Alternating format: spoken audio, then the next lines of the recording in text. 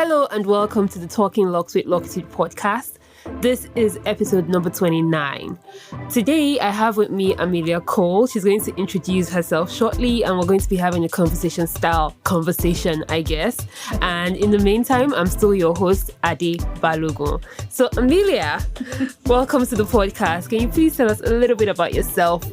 Thank you for having me. Hello, everyone. My name is Amelia, and I am I'm older with 2 kids and with my wonderful locks. I've had locks for about 5 years, but before that, I had loose natural hair. So in total, I've had it for about 20 something years now, and it's been a journey. It's been actually the lock part has been more fun.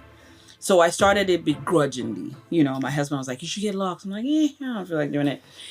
Yeah, he said you should get locks. Actually, he has been telling me to get locks since we met. That's very interesting because the first time I personally thought I wanted to, or the first time I really wanted to lock my hair, I told my hairdresser, his name is Henry at the time, that, I really like this locks thing. I want to do it. And it's like, auntie, nobody's going to marry you. Meanwhile, have you told him that? I don't even know where Henry is at the moment.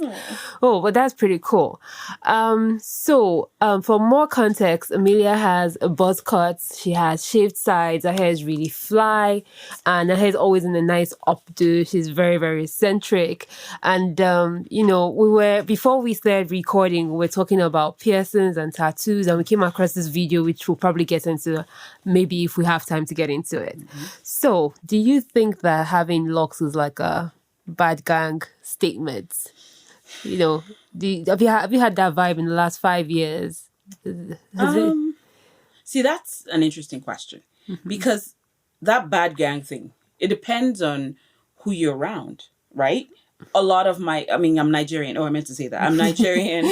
I'm married to a Sierra Leonean, and I've lived in the US for 20 something years. So, for the most part, I guess I'm American, if you want to say, and a lot of my friends are not only American, but American kind of born, integrated. So I don't think they think that locks is bad gang, right? It's part of bad gang. But I remember saying to my mom, "Oh, Dad, I want to get locks," and she's like, "That's what you want to do now," and I'm just like, "Yeah."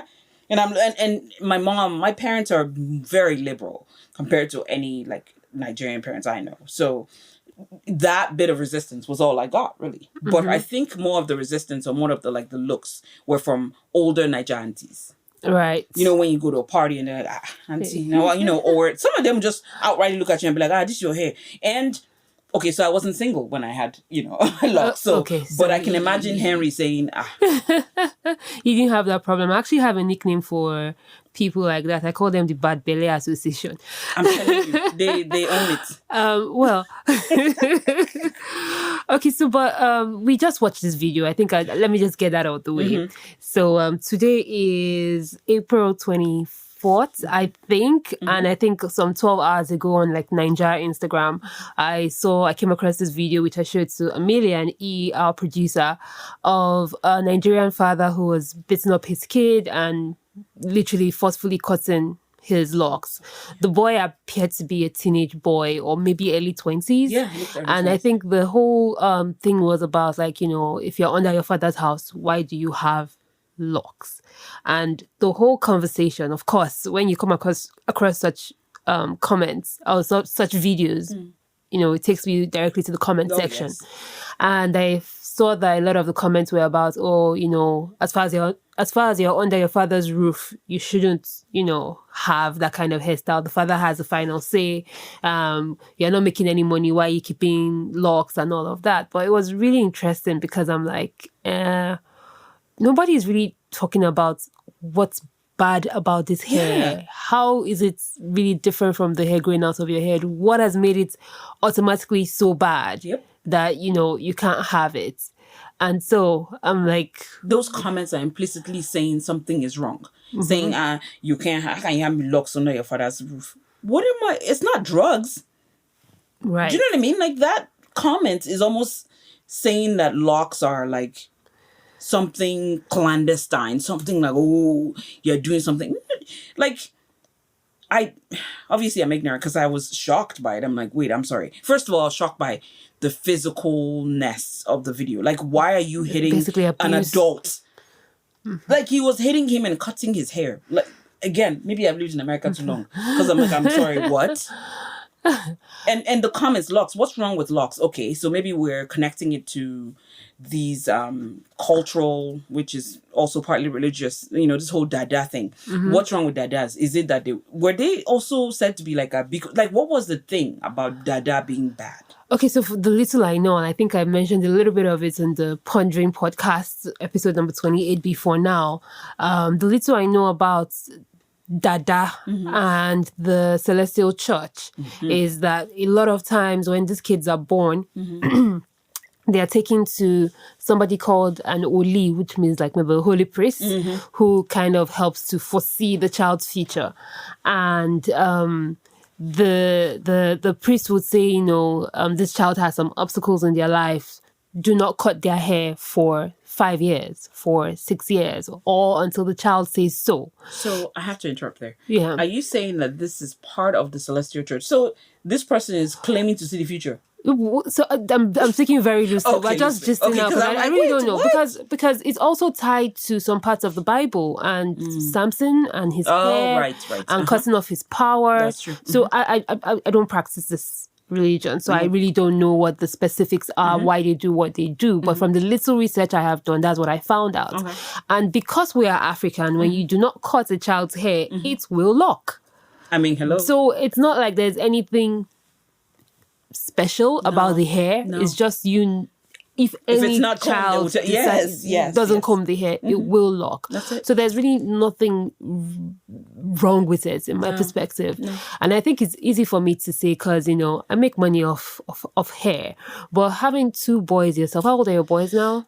8, almost 9 and 5. So they're approaching like teenage years. Please, not yet, man. We're not ready for that. We're not quite ready for that yet. But I know what you mean. So what would be your, if your sons come back home as 12 and they're like, Mom, I want to pierce my ear. I want to have locks. As a mom, would you be like, not under my roof? Or would you pull out your scissors as well? First of all, that's so funny that you said, I want to pierce my ear and get locks. Why were those two things together? GC, was that a slip of some sort, or was that on purpose? Because if they want to get locks, I'll be incredibly hypocritical if I said something about that, right? Because I have locks. Right now, he gets his hair cut by dad every Saturday, so that on its own is a fight. So, I don't know. I should be like, do you want to lock your hair? I don't know. I don't think I will have any reaction. The problem is maintenance. Am I in charge of maintenance? Because I have enough going on. Well, but cutting his hair is also maintenance, so... Yeah, but, see, as I said, hands off. That's why when people say, oh, you want to have girls? I don't have girls. I don't have to do anything. It's him and dad. They cut their hair. I don't have to do anything. Okay, so as long as dad can do it, exactly. It's more about maintenance. Exactly. Okay, but just even speaking to this, I'm just like, we're pondering and having these discussions. And we've just talked about, like, locks and compared it to piercings. And what makes these things and like tattoos, like what makes those things like really bad labeled? Why are they connected in our brain? Well, no, maybe not in our brain, but now in our brain, clearly. Right, like because it's bad gang. I think because it's different. But different to what? Because if you look at our history as African, people have always marked themselves. We do have cultures with tribal marks. Right. Like, but everyone like marked themselves. Yeah. Everyone did this. Like, different in that you are going against, like, if you think about history of hair in Africa. Well, I don't know if I should say Africa or West Africa, since we're more familiar with West Africa. We are all about the crack of the hair. We're all about getting perm, getting weaves. That's what we know. So I think that's to the fact that when you have natural hair, they're looking at you like something is wrong. Yeah. So you not only deciding to have loose natural hair, but locks, that's completely out of the... So, I've been in this industry for a while, and then I've had my own locks for, I think, November this year, I would make it 13 years, and I'm about to like chop like 2/3 of it off. I'm so excited. It's going to happen soon. I'm sure by the time I'm recording the next episode of this podcast, I would have short locks. Calm down. Maybe we'll do GoFundMe or something on Instagram. Say, keep Ade's locks. No, don't cut them. No, don't please. No petitions. That's the word. Petition. I'm done. Oh, but now I'm losing my trail of thoughts. Oh gosh. But I think what I was trying to say is around the fact that we're saying the locks are different, right? Yes. And you said, well, not really. You've had locks, and I'm saying no. Okay, yes. So thank you for bringing me back to my trail of thoughts. So I've been having this conversation for almost 13 years personally. So like personally, I had to face the confrontation, and I'll tell you, natural hair, generally speaking, today in 2022 and what it was in 2009 when I started my locks, is two different things. There's more awareness. People, I don't see as many people putting relaxers in their hair anymore. Everybody's on about the wig crack, but at least not the relaxers anymore. People have this better consciousness towards the hair. And there's more products, and there's more people who show people what to do with the hair. Yes. So you don't feel as alone, I guess. Maybe you can always find a YouTube video on how to manage your hair now versus when I first had natural hair. It was an impulse thing. I just chopped my hair off and yeah. And for me, it was convenient.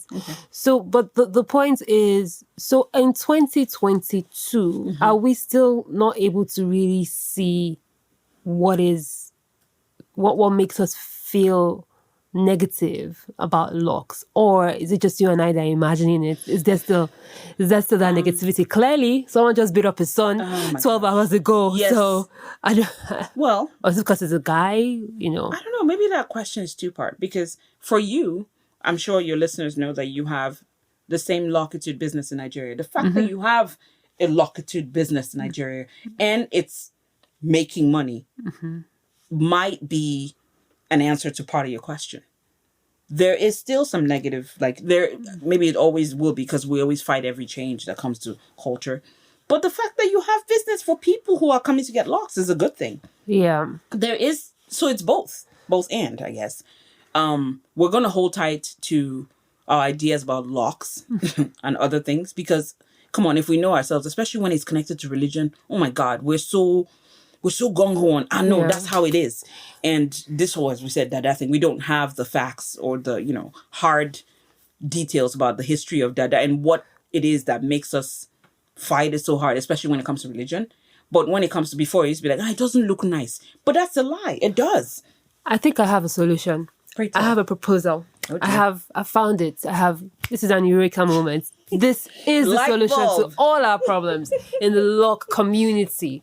Listen First, for it, y'all. We need a president with locks. We need a pastor with locks. We need representation with locks. I think the good thing is Justice Jackson. I got her name right. Yes. Yes. Oh, I am fully in American politics. Look at me. She has sister locks. I personally don't like sister locks, but they are locks. They are natural hair. She's a woman in position of power. She's done so much more than Michelle Obama did and Beyonce has done in terms of popularity. Beyonce in this podcast? I admire her hard work. Look, I hope I don't get into trouble. Oh, please, I don't care. I don't want to be cancelled. I know, right? I know. I don't care. But she's done a lot more. So I think the more representation we have, the more, this man who clearly still has a lot of backward thinking about the hair that's coming. I wouldn't even say it's backward. I would say it's more of colonial. Yes. It's a colonial thinking. Because it's the hair that comes out of your head. You know that in America, I don't know what year, how many years ago, maybe it's this year, there was just a Crown Act. Yeah, it just happened a few weeks ago, actually. It happened a few weeks ago. But the interesting thing about the Crown Act is if you're being discriminated against because of your hair, how do you know? How can you enforce it? Well, for those people, remember, I think when I first met you, we're talking about the workplace and locks. And I remember looking for a job a long time ago. And this lady, I was using like a headhunter or something. And this little white lady, and she was like, oh, there's this lady, you're gonna go for an interview there, and I don't know, let's just say her name is Lisa, and Lisa's got these locks, oh, but hers are really neat, so they look fine. We all know something in all of us goes, you're trying to tell me that, why are you telling me her hair looks neat? Anyway, I would say it's a plus, definitely. So I've only been in America for like under 2 years now. So my You're doing good. my perspective on race and racial issues is very limited, because I still think about the world in a very Nigerian sense, and in a world that 99.999% of us are black, and then fortunately for me, I've also landed in a part of America that is very, very black, yes. So there are tons of black people around me. Very diverse. We're in this little pocket where you walk down the street and hear all kinds of languages and everything is great. I just said we went to North Carolina. Now that's not the case there, ma'am. Yeah. So I wouldn't want to like personally speak to it, but you've been here for quite some time. You went to college here. You had to navigate, America, not just with Locs for the past 5 years, but as a black person. And would you say that, okay, let's even have this conversation on several levels, because you said something that before we started recording about how for some people, Locs is like, I'm going on this journey, kumbaya, Maybe I was being a hater. But I think that, okay, so the question first you asked, let's table that. I want to answer that. But the question you asked about what it's like relating to hair in America. With natural hair, when I had natural hair, was not, as you just said, it wasn't like, oh, now where Target has all the stuff you need and, all that. I remember Kinky Curly, if you know that brand, I had to order it. Now it's in Target. And I remember in college, and I went to college in Kent, Ohio. I went to Kent State University in Ohio. It just sounds white. Oh, completely. Come on, completely white. Kent, the city, claims it's a city without a college, but whatever. We all know better. But people would, even black people, African Americans would be like, oh, so you're just gonna have your hair like that? I'm like, yeah. And please know, listeners, that I'm not a revolutionary. I'm not like, I don't buck the trend. I don't have the energy for it. I might wax philosophical, but I'm not going to be wearing, dashiki in 1960s, my fist up. No, that's not me. But it was fun to me. And I was like, of course I'm going to wear my hair like that. What kind of question is that? It's not my hair. Mm-hmm. So those are the kind of questions I got. Or people going, oh, I got the can I touch question a lot. And I'm like, no. Does that offend you, by the way? It irritates me. Because it makes me feel like I'm in a zoo. Do you know how you do when you go to the zoo and you're looking at the exotic animals? I get what you mean, but now this is me speaking from a very Nigerian perspective. And I appreciate it. Yeah. It's like if a white person hasn't really encountered a black person before, you never had a black friend before, and you're curious. It's just your curiosity. You want to know how their hair feels. Like, so in my mind, I know how a white person's hair feels because we've been putting creamy crack in our hair. I know how wigs feel. Every doll. Every doll I had that kind of hair. So is it so wrong for someone to just be curious? No, it is not wrong for anyone to be curious. Curiosity fuels our lives and change. Asking is a nice thing, please. But don't like. I'm glad for you that you're curious, but no, you can't touch my hair. I mean, I don't know what to tell you, but figure it out. Like maybe I've lived in America too long that I'm having some of that anti-Karen sentiment. Do you know what I mean? Like when you start feeling Karen. Like, please carry Joe and we both people. Yeah. But no, I don't want to go out into the world like that. I don't want to have that kind of energy. Mm-hmm. I know I have knowledge of the fact that race relations are real. Mm-hmm. However, it just makes me feel weird when it's different if it's a friend of mine that is like, "Ooh, that's nice. Can I touch?" Yeah, you can touch. But when I'm just like, walking to the metro and somebody goes, "Can I touch your hair?" No, you can't touch my hair. No, ma'am. Yeah. I think, and also for people who are weird with personal space, no. Like, people are freaked out. I know Africans, we don't really understand personal space per se. Yeah. And it's not only Africans. I'm not bashing us. Koreans, Asians are like that too. If you go to, if you notice, like, little grandmas are always like in your face and you're like, whoa, grandma. So it's a thing. But no, you can't touch my hair. I appreciate curiosity. You have to figure out, do the work, as they say, do the work on your own.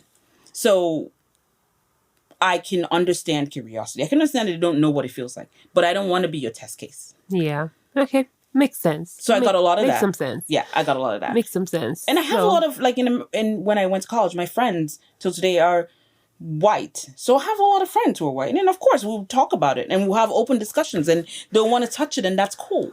But you know the interesting thing that beyond race, I went to dinner last night, and of course, all of us that were on that table were very black. We were very, very, very black. And, you know, and one of the ladies at the table, I was telling her what I do, and she was like, oh, she does hair as well, but she doesn't do locks. And then in the middle of our conversation, I realized that she didn't realize my hair was my hair. Yes. Okay. So, you know, this is a lady that is as dark as you are, you know, her hair was straightened, but... Was she an African-American? No, she's from Haiti, actually. Okay. Yeah. So she's African from a different diaspora. Yeah. Yes. So, okay. And it's quite interesting because I feel like sometimes the conversation can seem very along racial lines. But in the time I have done hair professionally, I've actually had people battle with confronting the texture of their own hair. A lot of people don't know what their own hair feels like. Yes. A lot of people don't know how to manage their own hair. A lot of people don't, like, when it locks up and you're like, oh my God, like, what do I do now? What do I do? It also leads to making wrong decisions even when you have locked hair, because when you start putting a lot of products in your hair so that it locks, because you just don't understand the baseline texture, baseline formation of what your hair does. So I just I'm not trying to like apologize for anything we try to do, compare with races, but I'm just saying that even as Black people, a man is going to beat up his child because he doesn't really understand. There's a disconnect from when we were colonized to what became the normal, what's you know, you had to do to survive. Yes. So in many ways, I do know that this African man wants the best for his child. That's why he's doing that's why he has done what he has done. But if we can just all like have some coffee with Amelia and think about it. I like that. Thanks for the plug. And think about it. And like, you know, just think about it. Like, okay, you know, why am I really beating this boy? Why is... But don't you think you're giving... This sounds I'm horrible. giving him too much. Yeah, I'm being too nice. Not even that, but you are expecting too much from him. That sounds really condescending, and I don't mean it to. But I learned recently that not everyone is aware. Not everyone can be aware. Right? You know how this conversation we're having is a little meta? Like it's like deep and has levels. Not everyone's going to get that. Or but not everyone is even interested in being that deep. So you're asking this man who all he knows is, let me feed my family, and how dare you come and he's cutting his hair, to now stop and think that, oh, maybe what I'm doing might not be correct. What do you mean that what I'm doing is not right? Yeah. Yeah. I don't know, at the root of it, what you said earlier when I said that's so sad, that knowledge is what is missing. That you don't even know the texture of your own hair. It's sad for all of us. And we're all, it's Bible that said this, we're all dying from this lack of knowledge. It sucks. So here's what I think. I think it's on two levels. In the sense that when I said my locks, it had nothing to do with texture. It had nothing to do with kumbayarism. I just felt like if I'm not going to have to go to the salon anymore, then this is what I need to do for my own peace of mind. That was what was going on in my head. Your logical So you should have seen the disappointment in my face when, first of all, I went there. This guy rubbed my head aggressively around and around with like a block of foam. And then he put sticky things in my hair. And then he put me under the dryer and the thing didn't dry. And I was like, I'm trying to get away from this. Honestly, I don't know why I even stuck with this whole locking process. Because it wasn't pleasant in the beginning. And it wasn't really solving the problem that I was trying to solve. So I think, thinking back right now, I probably really wanted it. That's why I stuck with it. But I wasn't thinking about colonialism. I wasn't thinking about, you know, relaxers being bad for my hair. I wasn't thinking about... I wasn't thinking about relaxing my hair because it made me more acceptable in society. It was just what you had to do. Like, when I was 11, I begged for a perm. I think I had gotten into SS1 and I started wearing skirts and they let you keep your hair. And I told my mom, because my mom had a perm, everybody, my aunts and people had a perm. So you want to mirror what everybody else is. So you're not really thinking about it. And you shouldn't be at 11. And I would say years have passed. And now you have a lot of beautiful women wearing nice, beautiful afros. It's nice. And then people mirror that, but without the underlying tone of pressure of, sticking it to the man or nothing. It's just, I love my hair, looks beautiful. Look, you can, like, representation. But don't you think that that's where the problem is? Like, people need to be more aware that we have been cheated of something, let me not say cheated, we have been robbed of something that is uniquely ours, that we can identify with. Yes. So it's a little bit more than... It has to be deep first, but then it can now become like, it's beautiful hair and this is how to style it. Yeah. We do have to first confront that whole, this is my hair. Yes. This is my hair. Yes. So first of all, that's the main issue. Absolutely. This is my hair. So we need more representation, but we need more representation with awareness. That's what I think. Yes. But see, when I said that whole, when a lot of people I meet, with Locs, or people that I first met with Locs, and they're like, I'm going on this journey. And I'm just like, whoa, I'm not here to do all of that. I just really, I did it for my husband. Hi, baby. So, he was like, you should do it. It would look great. And I'm like, fine, I'll just do it. Not because I didn't think it would look great. Not because I just resisted because I was like comfortable with what I was doing. But I think the point I'm making is it wasn't a big political statement. It was even till today. Maybe I'm just really naive. Or I told you I work with many Black people. I work in a county where it's all Black people. So I don't even think about my hair. Like a lot of people would not think, because right now I have like a pompadour. A lot of people will not think to go to, Ernst & Young, whatever, accounting firm with my hair. But I didn't even think about it. I just, told you. And listeners, every time that Ade does my hair, we have this discussion about the style. She wants me to try something new. I want to do an updo because an updo is practical. She can relate to practicality. I can. And we always get to do an updo. The first, listeners, since we're reporting each other now. The very first time she came, we did this nice, side fish swept braid thing. And then she came after 6 weeks, and she's like, I want that style again. Don't you want my market to sell? How would Instagram know that we know how to do different things? Fair enough. So I am your muse. So you have to practice. So we have to show the world that there's different levels. Within some kind of, I don't know, because I'm not going to stress myself. The whole point why I come to you is so that, for the next however long, I don't have to think about my hair. Yeah, we're getting there. I think we're finding a balance. Yes, so we've been doing.